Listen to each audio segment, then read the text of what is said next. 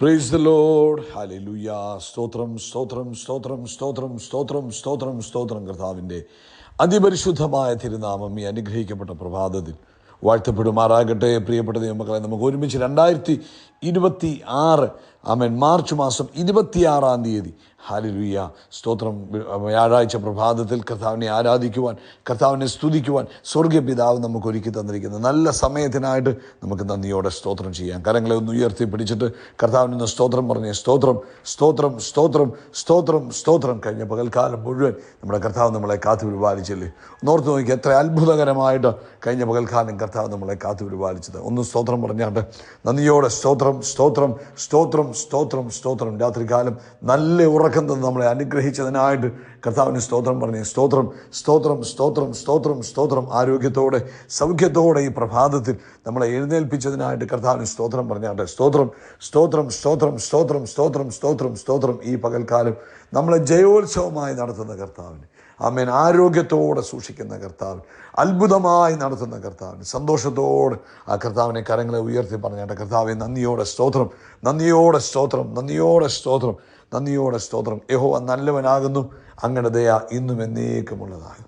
യഹോവ നല്ലവനാകുന്നു, അങ്ങയുടെ ദയ ഇന്നും എന്നേക്കുമുള്ളതാകും. നമ്മുടെ കർത്താവ് ഏകനായി മഹാത്ഭുതങ്ങളെ ചെയ്യുന്നവനാകുന്നു. ആ കർത്താവിൻ്റെ ദയ ഇന്നും എന്നേക്കുമുള്ളത്. കർത്താവിന് മഹത്വം കൊടുത്താട്ടെ, കർത്താവിന് മഹത്വം കൊടുത്താട്ടെ, കർത്താവിന് മഹത്വം കൊടുത്താട്ടെ. കർത്താവെ, അങ്ങയെ ഞങ്ങൾ ആരാധിക്കുന്നു, അങ്ങയെ സ്തുതിക്കുന്നു. ഞങ്ങളോടുള്ള അങ്ങയുടെ സ്നേഹം ഓർക്കുമ്പോൾ നന്ദി പറയുന്നു. നിത്യസ്നേഹത്താൽ ഞങ്ങളെ സ്നേഹിച്ചതിനായിട്ട് സ്തോത്രം. ആമേൻ ആമേൻ ആമേൻ ആമേൻ ആമേൻ. അപ്പോൾ ഞങ്ങളോടുള്ള കൃപ എന്നേക്കുമുള്ളതാകിയാൽ സ്തോത്രം, ഞങ്ങളോടുള്ള ദയ എന്നേക്കുമുള്ളതാകിയാൽ സ്തോത്രം. ഓരോ ദിവസവും ഞങ്ങളുടെ മേൽ പുതിയ കൃപകളെ പകരുന്നതിനായിട്ട് സ്തോത്രം. അങ്ങനെ ദയ ഞങ്ങളോടുള്ളത് ദിവസം തോറും പുതുക്കി തന്നുകൊണ്ടിരിക്കുന്നതിനായിട്ട് സ്തോത്രം. ആമേൻ. 34-ാം സങ്കീർത്തനത്തിൽ സങ്കീർത്തനക്കാരൻ ഇങ്ങനെയാണ് പറഞ്ഞത്: ഞാൻ യഹോവയെ എല്ലാ കാലത്തും വാഴ്ത്തും, കർത്താവിൻ്റെ സ്തുതി എപ്പോഴും എൻ്റെ നാവിന്മേലിരിക്കും. എൻ്റെ ഉള്ളം യഹോവയിൽ പ്രശംസിക്കുന്നു, എളിയവർ അത് കേട്ട് സന്തോഷിക്കും. എന്നോട് ചേർന്ന് യഹോവയെ മഹിമപ്പെടുത്തുവിൻ. നാം ഒന്നിച്ച് കർത്താവിൻ്റെ നാമത്തെ ആമേൻ ഉയർത്തുക. നമുക്ക് ഈ പ്രഭാതത്തിൽ കർത്താവിനെ ഉയർത്തുവാൻ, കർത്താവിനെ സ്തുതിക്കുവാൻ, കർത്താവിനെ മഹത്വപ്പെടുത്തുവാൻ സ്വർഗീയ പിതാവ് അവസരം തന്നിരിക്കുക. സന്തോഷത്തോടെ ആ കർത്താവിനൊന്ന് സ്തോത്രം പറഞ്ഞാണ്ട്, ആനന്ദത്തോടെ കർത്താവിന് സ്തോത്രം പറഞ്ഞാണ്ട് കർത്താവ് ആമേൻ പറഞ്ഞ എല്ലാ സീസണുകളിലും ആമേൻ നമ്മൾ ഏത് സാഹചര്യത്തിലാണോ അവിടെ നിന്ന് കർത്താവിനെ സ്തുതിക്കണം. കാരണം നമുക്കൊരു ഉറപ്പുണ്ട്, ഈ സാഹചര്യത്തെ മാറ്റാൻ കഴിയുന്ന ഒരപ്പ എനിക്കുണ്ട്. ഹല്ലേലൂയ, ആമേൻ. അതുകൊണ്ടാണ് പറഞ്ഞത്, നിങ്ങൾ എല്ലാ കാലത്തും കർത്താവിനെ സ്തുതിക്കണം. ദാവീദ് പറയാം, ഞാൻ എല്ലാ കാലത്തും കർത്താവിനെ വാഴ്ത്തും. കാരണം ഞാൻ ഏത് സാഹചര്യത്തിലായിരിക്കുന്നോ ആ സാഹചര്യത്തെ മാറ്റിമറിക്കുവാൻ കഴിയുന്ന ഒരു പിതാവ് എനിക്കുള്ളതിനായിട്ട് സ്തോത്രം. നമുക്കൊരുമിച്ച് പ്രാർത്ഥിക്കാം. ഞങ്ങളുടെ സ്വർഗീയ പിതാവേ, ഞങ്ങൾ ഒരുമിച്ച് യേശു ക്രിസ്തുവിൻ്റെ നാമത്തിൽ ഈ പ്രഭാതത്തിനായിട്ട് സ്തോത്രം ചെയ്തു. ഈ പ്രഭാതത്തിൽ ഈ ശബ്ദം കേൾക്കുന്ന ഓരോ മക്കൾക്കായിട്ട് യേശുവിൻ്റെ നാമത്തിൽ അങ്ങേക്ക് സ്തോത്രം ചെയ്തു.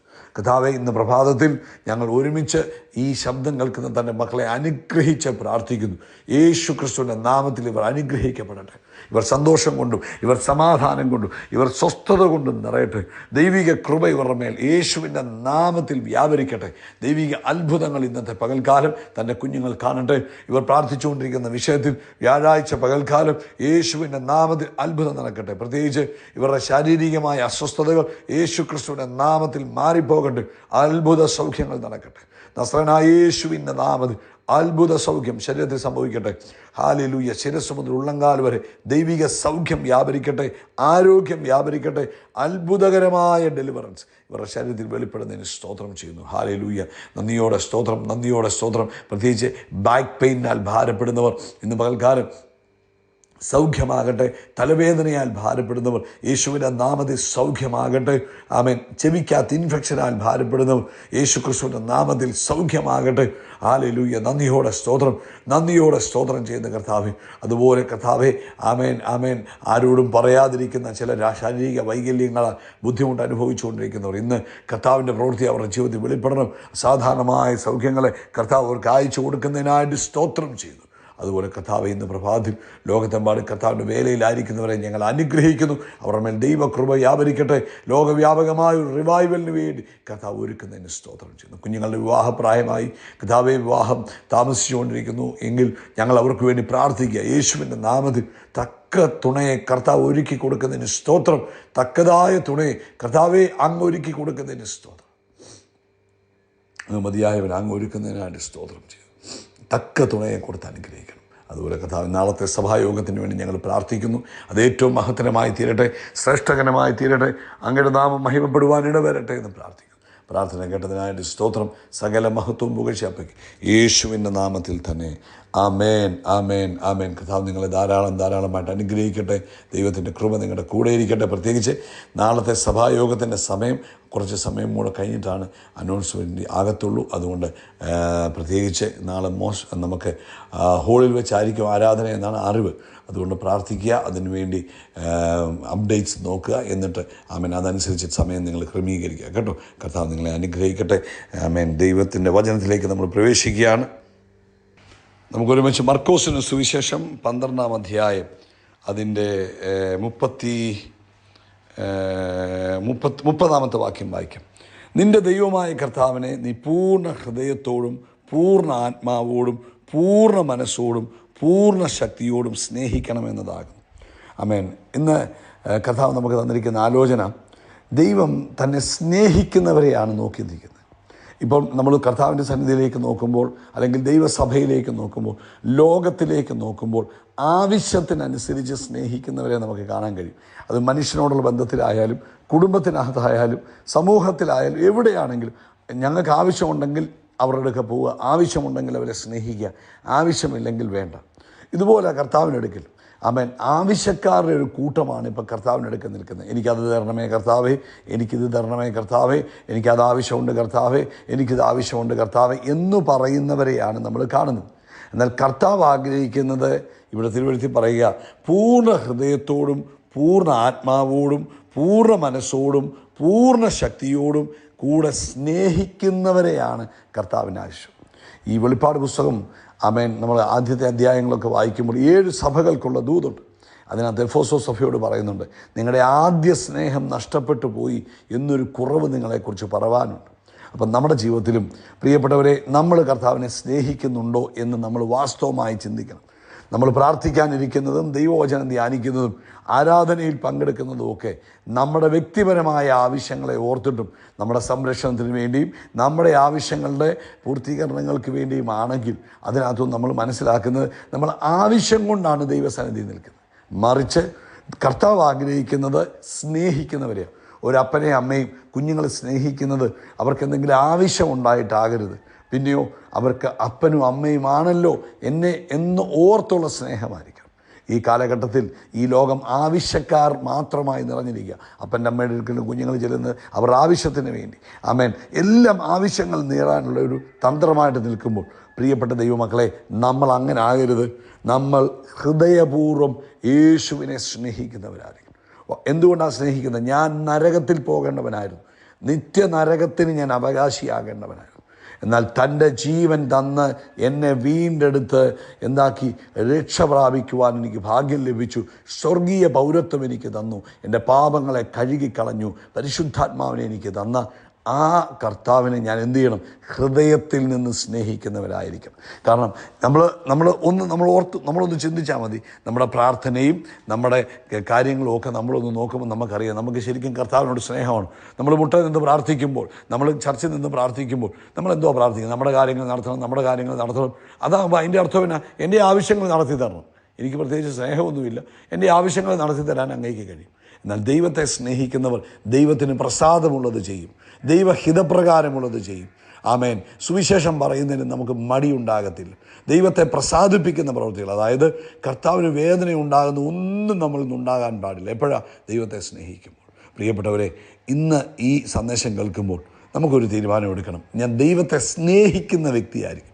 ഞാൻ ശുശ്രൂഷയെ സ്നേഹിച്ച് ദൈവസന്നിധി, ഒത്തിരി പേര് ഇപ്പം ശുശ്രൂഷയുള്ളപ്പം ദൈവസന്നിധി നിന്ന് പ്രാർത്ഥിക്കുക, അന്യഭാഷയെ പ്രാർത്ഥിക്കുക, അവൻ കർത്താവേ ഇന്നത്തെ പ്രസംഗം അനുഗ്രഹിക്കപ്പെടണം, ജനം അനുഗ്രഹിക്കപ്പെടണം, ജനം വരണം, അവർ ആത്മാവിൽ കത്തണം എന്ന് പറയുന്നത് എന്തുകൊണ്ടാണ്? അത് അവർ ശുശ്രൂഷയെ സ്നേഹിച്ചാണ് കർത്താവിൻ്റെ സന്നിധിയിലിരിക്കുന്നത്. കർത്താവേ എൻ്റെ പരീക്ഷയിൽ കൂടെ ഇരിക്കണമെന്ന് പറയുന്നത് എന്തുകൊണ്ട്? അതിനുവേണ്ടി പ്രത്യേകം പ്രാർത്ഥിക്കുകയും ഉപവസിക്കുകയും ചെയ്യുന്നത് എന്തുകൊണ്ട്? പരീക്ഷയെ സ്നേഹിക്കുന്നുണ്ട്, കർത്താവിനെ സ്നേഹിക്കുന്നുണ്ട്. അതല്ല, കർത്താവേ ഞാൻ എന്താ അങ്ങയ്ക്ക് വേണ്ടി ചെയ്യേണ്ടത്? അങ്ങയുടെ ഇഷ്ടം എൻ്റെ ജീവിതത്തിൽ നിറവേറണം, അങ്ങയ്ക്ക് സന്തോഷമുള്ളവനായി, അങ്ങയെ സന്തോഷിപ്പിക്കുന്നവനാക്കി എന്നെ മാറ്റണം, അങ്ങയ്ക്ക് വിഷമം കൊണ്ടുവരുന്നവനായി ഞാൻ മാറരുത് എന്ന് പറഞ്ഞ് പ്രാർത്ഥിച്ച് അവൻ്റെ ഇഷ്ടം ചെയ്ത് ജീവിക്കുമ്പോഴാണ് നമ്മൾ അവനെ സ്നേഹിക്കുന്നത് പറയാൻ കഴിയുന്നത്. അതുകൊണ്ട് ഇന്ന് പ്രഭാതത്തിൽ നമ്മൾ നമ്മളെ തന്നെ ഒന്ന് ശോധന ചെയ്ത് നോക്കണം. കർത്താവേ, ഞാൻ അങ്ങയെ സന്തോഷിപ്പിക്കുന്ന വ്യക്തിയാണോ, അതോ ഞാൻ എൻ്റെ ആവശ്യങ്ങൾക്ക് വേണ്ടി അങ്ങയെ സ്നേഹിക്കുന്നവനാണോ? പ്രിയപ്പെട്ടവരെ, ഒരു തീരുമാനമെടുക്കുക. കർത്താവിനെ ആഴമായി സന്തോഷിപ്പിച്ച് സ്നേഹിച്ചു പോകുന്നൊരു വ്യക്തിയായി മാറുമെന്ന്. കർത്താവ് നിങ്ങളെ ഇതിനായിട്ട് ഒരുക്കട്ടെ. അബ്രഹാം ഇസഹാക്കിനെ അർപ്പിക്കുവാൻ പിതാവ് പറഞ്ഞത് എന്തുകൊണ്ടാണ്? അബ്രഹാമിനെ ടെസ്റ്റ് ചെയ്ത് നോക്കിയതാണ്. ഇസഹാക്ക് എന്ന് പറയുന്നത് ദൈവം കൊടുത്ത ഗിഫ്റ്റാണ്. നമ്മുടെ ജീവിതത്തിൽ ഇസഹാക്ക് ഒത്തിരിയുണ്ട്. ദൈവം തന്ന ഗിഫ്റ്റുകളുണ്ട്. ജോലിയുണ്ട്, വണ്ടിയുണ്ട്, ഭവനമുണ്ട്, കുഞ്ഞുങ്ങളുണ്ട്, ഭാര്യയുണ്ട്, ഭർത്താവുണ്ട്. ഇതെല്ലാം കർത്താവ് തന്നതാണ്. അപ്പോൾ പക്ഷേ ദൈവം അബ്രഹാമിനോട് പറഞ്ഞു, നിൻ്റെ മകനെ, നിൻ്റെ ഏകജാതനായ മകനെ, നീ സ്നേഹിക്കുന്ന മകനെ എനിക്ക് ഹോമയാഗം കഴിക്കണമെന്ന് പറഞ്ഞു. പക്ഷേ അബ്രഹാം എന്ത് ചെയ്തു? അബ്രഹാം ഒരു എക്സ്ക്യൂസും പറയാതെ, ഒരു ഒന്നുകൂടെ ചിന്തിക്കാൻ തയ്യാറാകാതെ, ഒരു ഡിസ്കഷൻ മുതലാതെ അബ്രഹാം എന്ത് ചെയ്തു? ഇസഹാക്കിനെ യാഗം കഴിക്കാൻ തയ്യാറായി. പ്രിയപ്പെട്ടവരെ, അത് മുഖാന്തരമാണ് അബ്രഹാമിനോട് പറഞ്ഞു, നീ ഇത് ചെയ്തത് കൊണ്ട് ഞാൻ നിന്നെ അധികമധികമായി അനുഗ്രഹിക്കും, ഐശ്വര്യമായി അനുഗ്രഹിക്കും. ഞാൻ നിന്നെ ആകാശത്തിലെ നക്ഷത്രങ്ങൾ പോലെയും കടൽക്കരയിലെ മണൽത്തരി പോലെയും ഞാൻ നിന്നെ വർദ്ധിപ്പിക്കും. ഇപ്പം ഇന്ന് പ്രഭാതത്തിൽ നമ്മുടെ ജീവിതത്തിൽ ദൈവത്തെ നമ്മൾ സ്നേഹിക്കുമ്പോൾ നമുക്ക് ദൈവം തന്നതിനെ അല്ല നമ്മൾ സ്നേഹിക്കേണ്ടത്, ദൈവത്തെയാണ് സ്നേഹിക്കും. അങ്ങനെ സ്നേഹിക്കുമ്പോൾ നമ്മൾ വേറെ ഒന്നും ചിന്തിക്കത്തില്ല. നമ്മൾ പറയും, എനിക്ക് കർത്താവാണ് വലുത്. എല്ലാത്തിനേക്കാളും ഫസ്റ്റ് പ്രയോറിറ്റി ആരായിരിക്കണം? യേശു ആയിരിക്കണം. അമീൻ പറയാമോ?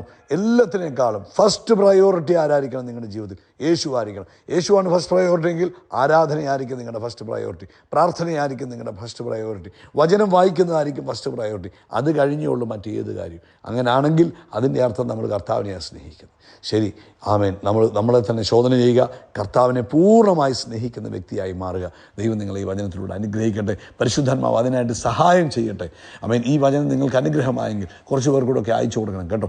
ദൈവവചനം മറ്റുള്ളവർക്ക് അയച്ചു കൊടുക്കുക. ദൈവത്തെ സ്നേഹിക്കുമ്പോൾ ദൈവത്തിൻ്റെ വചനത്തെ മറ്റുള്ളവരിലേക്ക് പകർത്തി കൊടുക്കുക. കർത്താവ് അനുഗ്രഹിക്കട്ടെ. കരങ്ങൾ ഉയർത്തി പറയാം, അവൻ എൻ്റെ തലയെ എണ്ണ കൊണ്ട് അഭിഷേകം ചെയ്യും, എൻ്റെ പാനപാത്രം നിറഞ്ഞു കവിയും, നന്മയും കരുണയും എൻ്റെ ആയുഷ്കാലമൊക്കെയും എന്നെ പിന്തുടരും. ആമേൻ, ആമേൻ. നമ്മൾ ആകാശത്തിലെ നക്ഷത്രങ്ങൾ പോലെ കടൽക്കരയിലെ മണൽത്തരി പോലെ അത്യന്തം വർദ്ധിച്ചു പെരുകും. We are blessed, we are really blessed, we are permanently blessed and highly favoured. God bless you, God bless you, God bless U.